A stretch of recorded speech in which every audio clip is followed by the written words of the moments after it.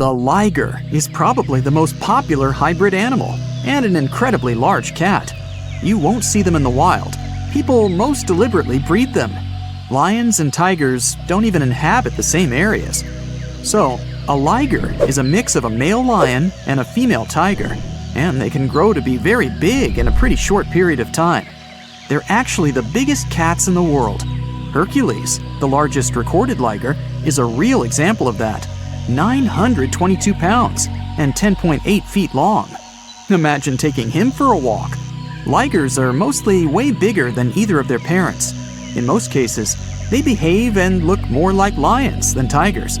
But they have some tiger traits too. For example, striped backs, and they're crazy about swimming. The taigen. Nobody could fault you for thinking the taigen and liger are basically the same animal.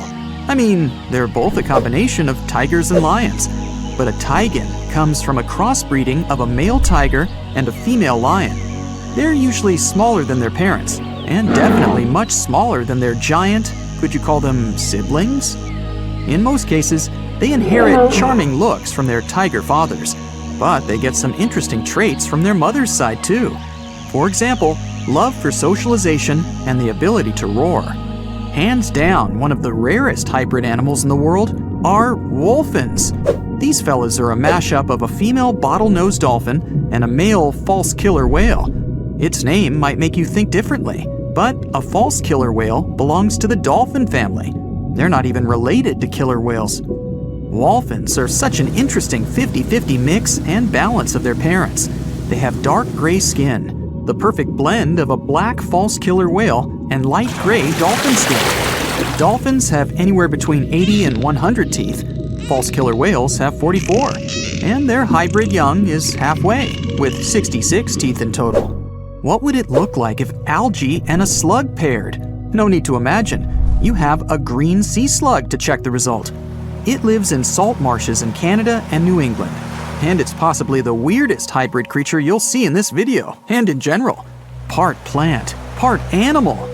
So, some slugs seem to have been very sneaky while stealing the genes from innocent algae that they have eaten to enable them to look like this. Since they're partially a plant, they can produce the plant pigment called chlorophyll. That means these unusual slugs can even photosynthesize. That's the process plants use to turn sunlight into energy. So they produce their own molecules that contain energy without having to eat anything at all. When scientists first discovered it, a green sea slug was the first case of a multicellular animal that's able to produce chlorophyll. What do you get when you mix a male leopard and a female lion? You get an interesting hybrid called a lepin. These animals grow to be almost as big as lions, but they still have shorter legs, similar to their father leopard. They inherit some of his other traits too, like a love for climbing and swimming. You can have a union with a male lion and a female leopard too, and the result is called a leopard. Male lions are usually around 10 feet long and weigh about 500 pounds. The female leopard is way smaller, only 5 feet long, with a weight of about 80 pounds. The difference in size here is too big, so this pairing really doesn't happen that often. Okay, how about a buffalo and a cow? When you were little, maybe you thought that they could be a good match, but in reality, the combination creates an unusual hybrid animal called a beefalo. Not many types of hybrid animals can reproduce on their own, but a beefalo can do it. When a grizzly and a polar bear get together, it results in a growler bear, or grizzly bear, or grizzlar, whichever you like the most. You can see them even in the wild. These two types of bears have a mutual contempt for one another. Yep, they're not good at living together in a mutual habitat. But even though it's rare, the love can still happen and result in these cute caramel-colored hybrid growler bears.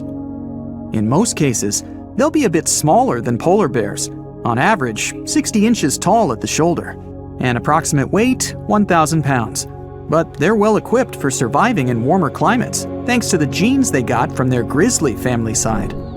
Now let's get to one pretty tough fella, the jag lion. As its name implies, it's the hybrid of a jaguar and a lion. We don't know much about these intriguing big cats because only a few of them exist. But there was an unintentional mixing between a black jaguar and a lioness, which eventually resulted in two jaglion cubs. One had a dark gray coat with black spots, because of the dominant melanin gene black jaguars usually have. The other one had a lion color and the rosette pattern spots that remind you of a jaguar. Yep, you already know it. There are also liguars, a hybrid of a female jaguar and a male lion. That's some colorful family. Speaking of wild cats, have you ever heard of a savanna cat? Savanna cats are in both categories of house pets and exotic hybrids, since they're a mix of a domestic cat and a wild African serval hybrid animal. We're talking about striking animals, almost as big as a domestic cat. But what gives them their exotic look are their tall bodies, slender forms, and spotted coats. These cats are extremely loyal, intelligent, and loving creatures. Here's one unexpected mixture: a zebroid. Technically, it's a name people use to describe a hybrid of a zebra and any equine species. But when you pair a zebra and a horse, their young is called a zorse. Zebra hybrids mostly look like whichever animals they've been crossbred with, but with the striped coat of a pure zebra. Most of these hybrid creatures don't even have fully striped coats. You can mostly see the stripes on non-white areas of their bodies and legs. Speaking of zebra hybrids, check out this adorable creature. It's called a zonkey, or zedonk, zebras, zenki. Take your pick. They're mostly either tan, gray, or brown in color. You'll distinguish them by unique stripes that are darkest on their legs and belly. Unlike some hybrids, such as the liger, zonkies can normally live in the wild. In fact, that's where you can find them, living life to the fullest across savannas and open woodland, mostly in Africa. Can you guess what a geep is? Yep, a combination of goat and sheep, and definitely one of the most adorable and cuddliest hybrid creatures in this video. Geeps are very rare. Some experts even believe it's possible that they're not true hybrids, but just sheep with certain genetic abnormalities. After all, sheep and goats do carry different numbers of chromosomes, which means cross-species mixes are almost impossible. When a camel and a llama get together, you get a cute little thing called a kama. Similar to beefalo, the kama also produces the best economic traits of both its parents. The first one was born in 1998. Kamas don't have camel humps. Their body is covered in soft, fleecy fur, similar to their llama side of the family. They can drink big amounts of water at a time, so they can survive with almost no water at all for pretty long periods. The coy wolf is a hybrid where nothing looks that unusual to most people, since the coyote and the wolf are not that drastically different in their looks. After all, these two species only diverged around 200,000 years ago. Now they're still able to mate and bring coy wolf cubs to the world. People living in eastern Canada and the US might be familiar with these smart, adaptable animals that inhabit their forests, neighborhood parks, or sometimes even cities. These hybrids have emerged over the past century or so, and they've picked up the characteristics of both their parents. When a coy wolf is fully grown, it's somewhere in between the size of both parents, but it's also 55 pounds heavier than pure coyotes and has a bigger jaw, longer legs, smaller ears, and a bushier tail. Check out the narluga, an extremely rare creature whose parents are a narwhal and a beluga whale. It's a pretty strange animal, but far from being lonely. They mostly live in the North Atlantic. Scientists had suspected their existence for decades. In 1990, they found an unusual-looking whale skull located in an Inuit hunter's tool shed in Greenland. People from that area said that there were other similar-looking animals, and they fit the description of neither a beluga whale nor a narwhal. People said they had gray skin, narwhal-like tails, and beluga-like flippers. Narwhals and beluga whales are similar in size, and they share a family, the Monodontidae family. So it may not even be that surprising that they're able to successfully breed in the wild.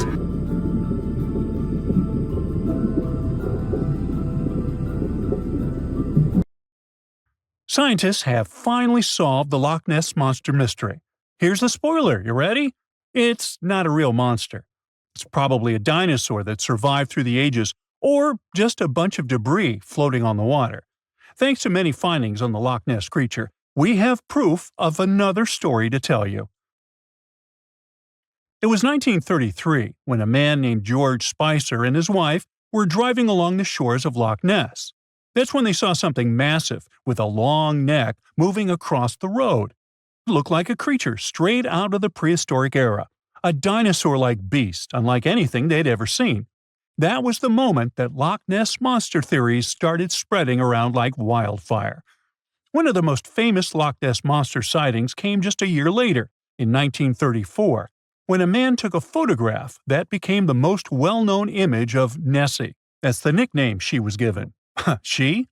Anyways, the photo, known as the surgeon's photograph, showed a long-necked creature rising out of the water, and for years it convinced people that the monster was real.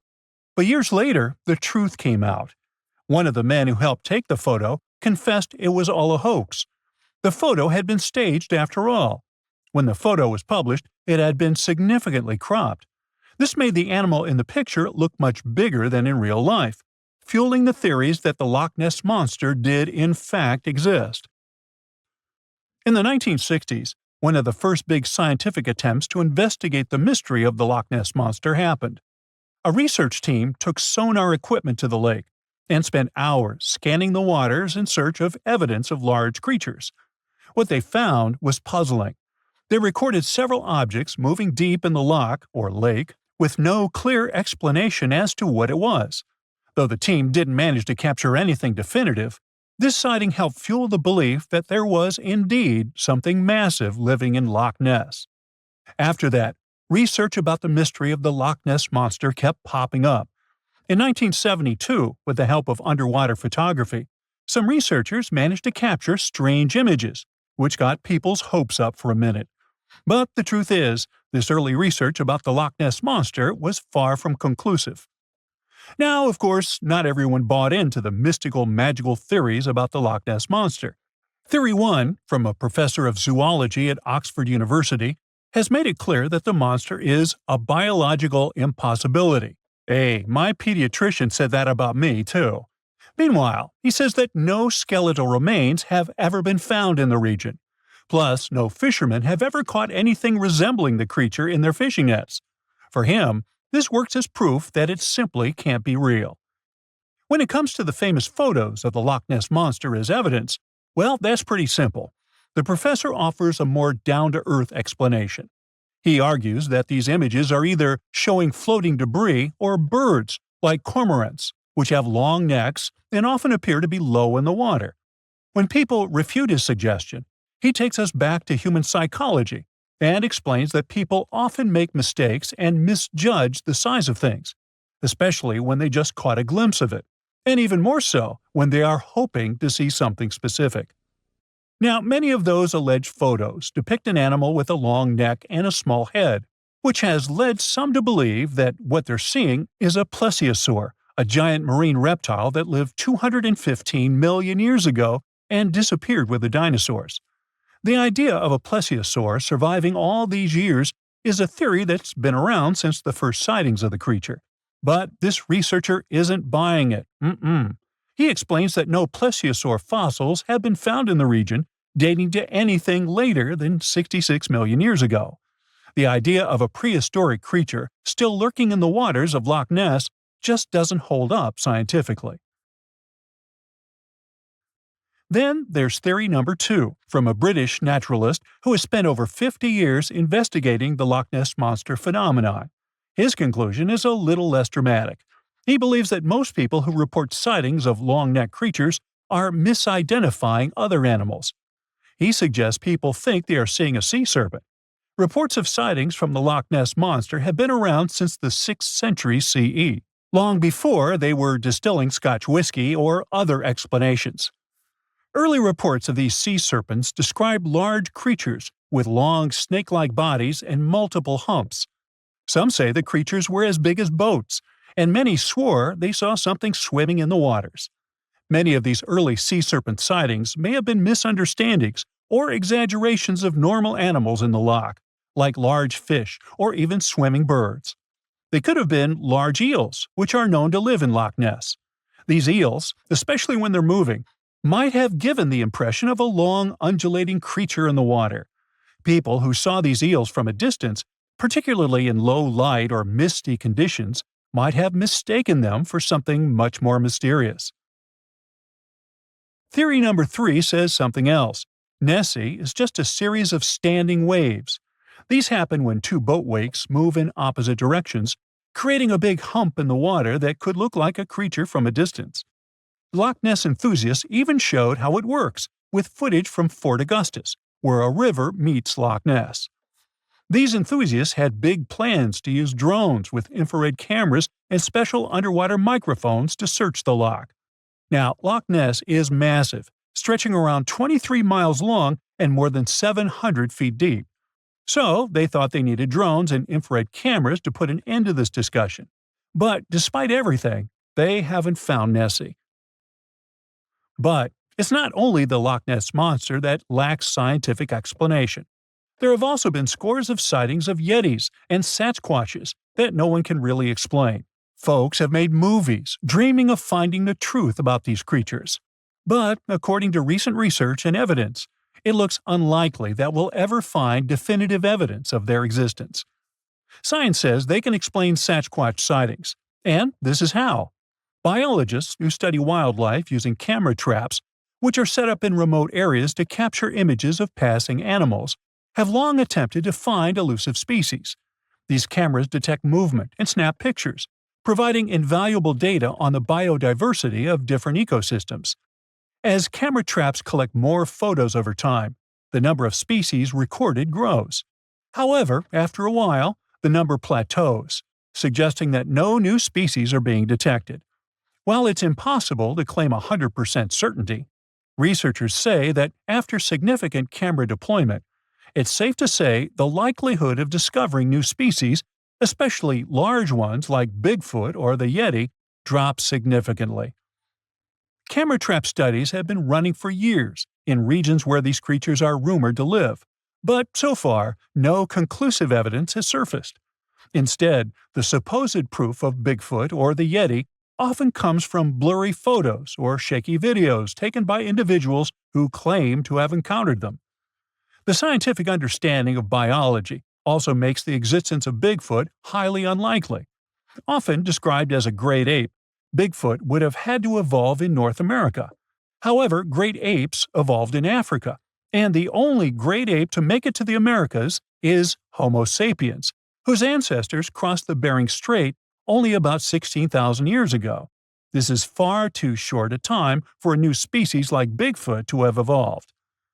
While it may be disappointing for these mysterious creature enthusiasts, the scientific evidence points firmly toward the conclusion that creatures like Bigfoot and the Yeti are more fantasy than reality. After decades of extensive scientific research, it's safe to say that yes, science has solved the mystery of the Loch Ness Monster, and it's pure fiction. So, what do you think? In July 1990, 4 Czech guys decided to go on an adventure to find the Mongolian death worm, a creature that might have inspired the monster you've seen in the movie Dune. They say it lives somewhere deep in the Gobi Desert, so they flew to Mongolia, hopped into an ATV, and hired some local guides to help them. All that to meet a creature that is up to 6 feet long, can spit acid that could melt anything, and is capable of shooting electricity at those it doesn't like. Legend says that these friendly guys spend most of their days hiding underneath the sandy dunes, but they'd like to come out during the wetter months of June and July. So the timing for a spotting was simply perfect, but the crew needed to figure out how to lure the creature. Sadly for them, no one knew what the giant worm liked to eat, so they built a thumper, which is a machine that made rhythmic pounding noises. They were hoping it would call the worm out of the ground. For 2 months, they searched the vast desert, crossing dunes and rocky plains, looking for any sign of the creature. But alas, it didn't really work out. Ivan McCurley, who was the leader of the 1990 expedition, came back to Gobi Desert again. He once tried to attract the megaworm with blasts, and the second time he used a small airplane to scout the dunes. Over the years, groups from America, Britain, and New Zealand organized big expeditions to the Gobi Desert to try and find the creature. Many others came from all around the world on their own and found nothing. The people in the West first found out about the megaworm of the Gobi Desert thanks to an American paleontologist, Roy Chapman Andrews. This brave man was probably the inspiration for Indiana Jones. In 1926, he wrote about the creature in his book. At a meeting with Mongolian leaders, Andrews heard detailed descriptions of the creature, even though none of them had ever seen it themselves. One of them described it as looking like a sausage, about 2 feet long, with no head or legs. According to him, the worm was so venomous that just touching it could instantly take your life, and it lived in the loneliest parts of the Gobi Desert. Andrews didn't think the creature was real, but he shared these stories again in another book. In May 2005, 4 friends from Great Britain who search for monsters professionally decided to try their luck. They made drawings of the worm and hired local people to hand out flyers all over the Gobi Desert. These flyers offered a reward to anyone who could give information about the worm or even bring them a specimen. They thought loud sounds that other explorers tried would scare the beast away. Some told them it likes damp conditions, so they came up with a plan to block streams of water to create wet areas that would lure the worm out. Their plan didn't work because it was too hard to build dams in the desert. They ended up using small traps, but didn't find any actual proof that the worm existed. But they did meet locals who shared interesting stories about strange creatures they had seen over 70 years. Over the years, stories of the monster spread around the world. In some of them, it's only 1 foot long. In others, it's as large as a human. It's white-gray or scaly and brown, or maybe fleshy and bright red. Someone said it resembled a snake, or maybe a caterpillar, or maybe it has wings and can fly. And some believe it could be a supernatural evil being without a body. Maybe the stories are so different, and the search operations are so fruitless, because the creature doesn't even exist. Or it could be one of many cryptids. Those creatures like Bigfoot, Yeti, the Loch Ness Monster, their existence has yet to be proven. In 1983, one scientist who was visiting the region heard that an old man had managed to catch the mysterious worm. He also learned there was a nest nearby. The scientist bravely approached the hole in the sand and put his hand inside. A giant creature dragged him in, and he was never seen again. Just kidding. He actually found a Tartar sand boa inside. It's a chunky, burrowing, non-venomous snake that has small eyes and gray-brown scales. He showed it to the locals to verify if it was the monster, and supposedly all of them said yes. Most Mongolians who know about the worm still believe it's real. Now, even though people call our supposed monster a worm, it's just what it sounds like in the English translation. Many Mongol cultures have used this word for centuries to refer to any animals they thought to be really dangerous, especially snakes, even non-venomous ones. So, it doesn't have to be a literal worm after all. Worms are soft and squishy, but a creature living in the harsh Gobi Desert would need to be tougher, more like a snake or a type of lizard without legs. Neither of these creatures can shoot electricity or spit acid like they say the death worm does. But some snakes, like cobras, can spit venom that's dangerous for people. If it were real, the creature would have a backbone, and explorers searching for it would likely find some bones or evidence left behind. And there are actually fossil remains all over the Gobi Desert. Scientists found representatives of over 80 dino groups here over the last almost 100 years. It all started with the world's first dinosaur egg nests. This discovery changed all the scientists knew about dinos. It was the first proof they laid eggs. In the following 2 years, the same expedition team unearthed over 100 dinosaurs and took them to the American Museum of Natural History, where you can still see them today. Some of them were swimming around in the Cretaceous Sea that used to be here about 71 million years ago. They resembled modern birds. The mystery of the megaworm is still unsolved, but there used to be another mystery scientists finally managed to explain. Back in the 13th century, a famous traveler, Marco Polo, not the guy from the swimming pool game, crossed the Gobi Desert. He thought he could hear mysterious noises, like the sounds of musical instruments such as drums. He wrote about it in his book and believed he might be hearing the voices of restless spirits. Scientists call these noises singing sands or booming sands. Unlike the squeaky sound you might hear when walking on a sandy beach, these desert sounds are much louder, like a musical instrument playing deep, haunting notes. Over the years, people came up with all kinds of ideas about what caused the sounds, like underground water or winds making the sand vibrate. Not all dunes can do this, and scientists wanted to figure out why. Sometimes the winds might cause a small avalanche on the side of a dune, and then you can hear the magical sound start. But this is rare. So, to study it, scientists had to help the dunes sing. They climbed to the top of a dune and slid down on their backs, using their hands and feet to push sand down. As the sand tumbled, the sound started softly and got louder. They could even feel the vibrations with their hands. So, they found out that for a dune to sing, a few special things need to happen.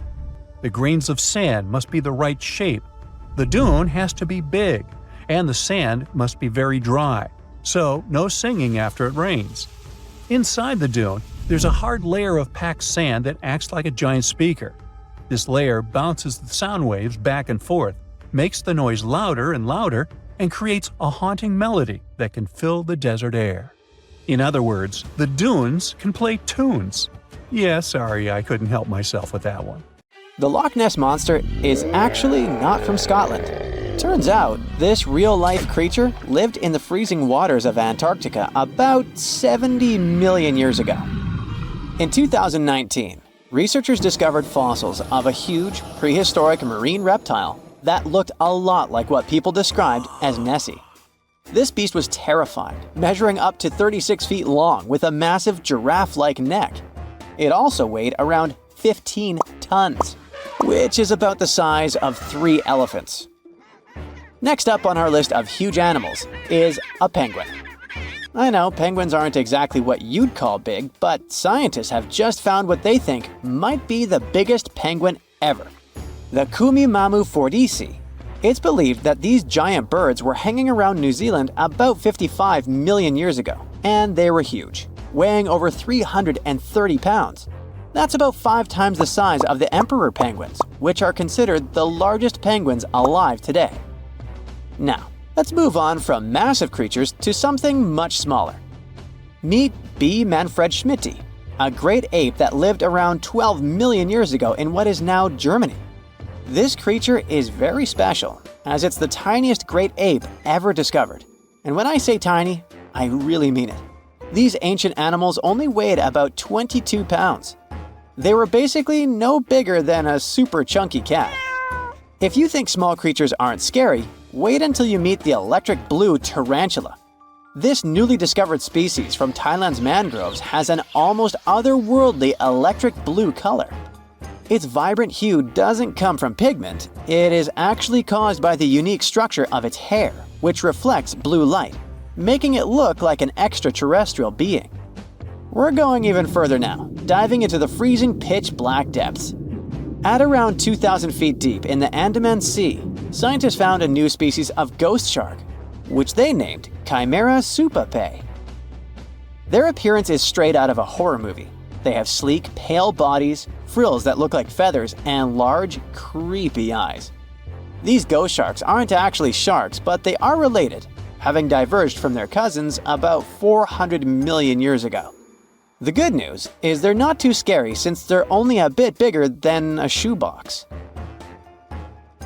Just when you think we can't find stranger creatures, we come across this ancient amphibian from Brazil. Scientifically known as K. rosae. This newly discovered giant crocodile-like creature lived during the Triassic period, over 240 million years ago. At nearly 10 feet long, it had a powerful jaw, resembling the modern-day alligator. This beast was definitely a survivor since it adapted to the most severe conditions ever seen on the planet.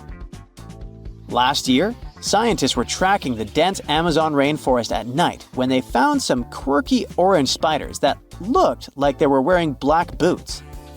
The team soon discovered it was a new type of giant crab spider. And no, they don't look like crabs at all. They only got their name because, while perched on plants, these spiders spread their legs out to the sides, just like crabs. Do you know that some new species are named after celebrities? Hollywood icon Harrison Ford now has his very own snake, for example. Discovered in Peru, T. Harrison Fordy honors the actor famous for his role as Indiana Jones, an archaeologist with a notorious fear of snakes. Unlike the film's menacing serpents, this new snake species is quite modest in size, measuring about 16 inches long. We also have the Rampholion princei, a small new species of pygmy chameleon from Tanzania that was named after US rapper and poet Prince Iya. He received this honor because of his work raising awareness about global environmental issues. Another celebrity namesake is DiCaprio's snail-eating snake, which hangs out in the shrubs of Panama's forests. This S. Irmelindi caprioi is about 15 inches long and spends its nights on palm fronds looking for snails and slugs. Its round eyes look like glowing coals that can be a bit scary, but overall, the creature is super chill. Even when it feels threatened, it doesn't bite. It just coils up around its head and gives off a really bad smell. Now something a bit more sinister. Meet Venomius tomhardii. Does that name ring a bell? Exactly. This new species of spider was named after Tom Hardy's portrayal of the infamous Marvel character Venom. And all because the black spots on the spider's abdomen reminded researchers of the famous anti-hero. Most spiders of this species were found in Australia at night, sitting in their elaborate webs in forested areas near the coast. When disturbed, these creepy crawlers often hide in silk-lined hollows in tree branches. We've also got something for the Lord of the Rings fans. In the vast and warm waters of the Amazon River, scientists have just discovered a new species of pacu. This fish is a relative of the terrifying piranha, with a plant-based diet and human-like teeth. It was named Myloplus sauron because of a bold vertical black mark on its side, which reminded researchers of the fiery eye symbol of the villain Sauron from Tolkien's epic saga. Wait, is that a tanned capybara or a wild dog? Well, actually, it's neither. This is a newly discovered dwarf deer. This tiny creature, about the size of a basset hound, scurries through the forests of Peru. The combo of large eyes, stocky body, and short legs makes this animal simply adorable. This cute little deer is the complete opposite of what we've got coming up next. This bizarre-looking creature is what we believe the beast of 5 teeth might have looked like. Its fossils, found in Chilean Patagonia, showed that it lived during the age of dinosaurs, about 72 million years ago. This finding is just another piece of evidence that mammals had been roaming around that part of South America much earlier than we thought. Moving from the forests of South America to the deserts of Australia, we come across a sand dragon lizard, known scientifically as Tenephorus tayacalpa. With its sandy color and long, lean body, this lizard looks like it could star in a Dune movie. Discovered last year, this sand dragon lizard blends in perfectly with the hot sands of the Great Victoria Desert in southern Australia. For over 10 years, a large-eyed creature managed to hide from scientists who ventured into the mountains of southwestern China. But not this time. In 2023, the group finally managed to take photos of 7 frogs that didn't match any known species. They're now known as Leishan odorous frogs, a species that grows to be about 2 inches long and has small bumps all over their grass-green bodies. Off the coast of Chile, we have recently found a seamount nearly 4 times as high as the Burj Khalifa. Underwater mountains are usually home to beautiful life forms, like sponge gardens and ancient corals. But this Chilean seamount also hid a creature known as the flying spaghetti monster. It's a rare type of squid with long noodle-like tentacles that make it look like an underwater pasta dish. Including its tentacles, this strange creature can be over 130 feet long. Recently, scientists were diving into the cold waters of the Antarctic Peninsula when they thought they had found an ordinary dragonfish swimming by. But there was something unusual about this one. It turned out that this fish had 2 darker vertical stripes along its slender body. That's when they realized they were looking at a new species, the banded dragonfish. From bizarre sea creatures to a cute one. In 2017, locals were diving near Kume Island in Japan when they found the skeleton panda sea squirt. This deep-sea oddity quickly won people over with its look because its black spots actually resemble a panda bear's eyes and ears. At least if you have a good imagination. This unusual creature filters water to catch its food, and is yet another reminder of the ocean's hidden wonders.